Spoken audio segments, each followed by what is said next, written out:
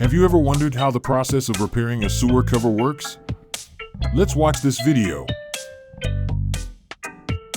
First, they use an excavator to remove the old sewer cover. Then they apply cement to the old pipe base, replace it with a new cover, and cover it with fresh sand.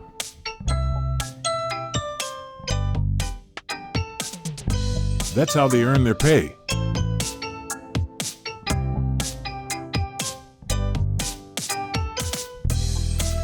Here's a way to join two pieces of wood together that's much better than using a lot of adhesive.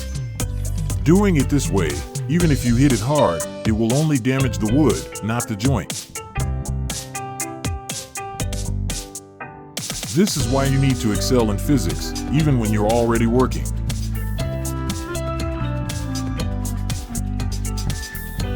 It turns out that this is how they lay a wooden base for stairs, drilling holes, setting wooden posts, applying cement, and finally covering it with the base.